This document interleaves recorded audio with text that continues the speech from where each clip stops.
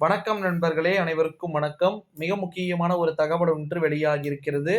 தமிழகத்தில் ரேஷன் அட்டைக்கு மிக முக்கியமான ஒரு அறிவிப்பு அப்படின்னே சொல்லலாம்.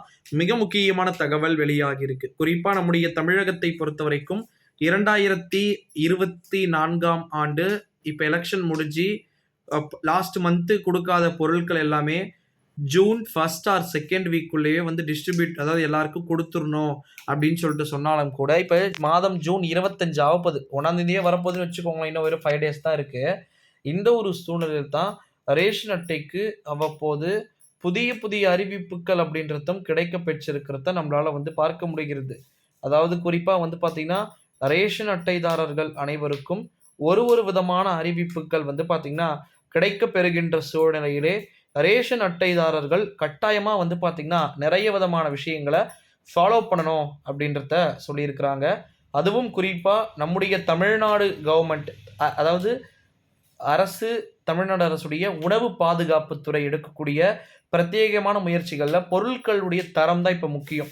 ரீசன்ட் டைம்ல பார்த்தீங்கன்னா, கடந்த வருஷத்துல செறிவூட்டப்பட்ட அரிசின்னு சொல்லிட்டு ஒரு 5 மாவட்டத்துக்கு டிஸ்ட்ரிபியூட் பண்ண நெனச்சாங்க.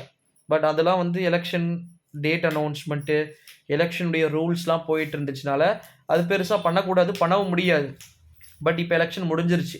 கலைஞர் மகளிர் உரிமை தொகையே பார்த்தீங்கன்னா, இப்ப தான் மறுபடியும் ரீஆக்டிவேட் பண்ண வேண்டிய அதாவது புதுசா ஒரு 2.50 லேக் பீப்பிள்ஸ் பார்த்தீங்கன்னா அட்டாச் பண்ணியிருக்கிறாங்க, சேர்த்துருக்காங்க. ஓகேங்களா? ஏன்னா எலக்ஷன் டைம்ல என்ன சொன்னாங்கன்னா, எல்லாருக்கும் கொடுக்கப்படுவது உறுதி. அது பரிசீலனை பண்ணிட்டு சொல்லுவோம்னு சொன்னாங்க. அதுக்கு சும்மா ஒரு கண் துடைப்புக்கா என்னன்னு தெரியல சொல்லியிருக்காங்க.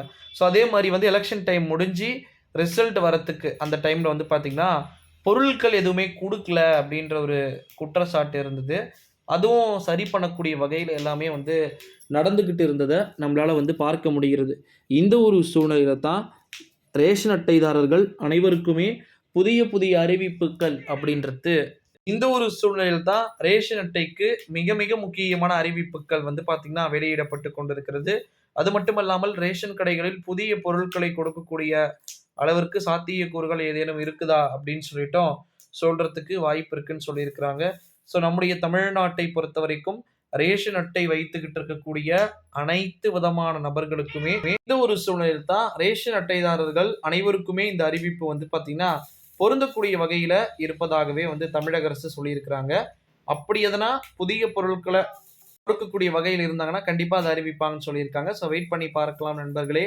இந்த வீடியோ பார்த்தீங்கன்னா மறக்காம ஷேர் பண்ணிக்கோங்க. ரேஷன் அட்டைதாரர்கள் அனைவருக்குமே இந்த அறிவிப்பு பொருந்தக்கூடிய வகையில் இருக்கலாம் அப்படின்னு சொல்லிட்டு எதிர்பார்க்கப்படுகிறது. ஸோ தொடர்ந்து பார்க்கலாம்.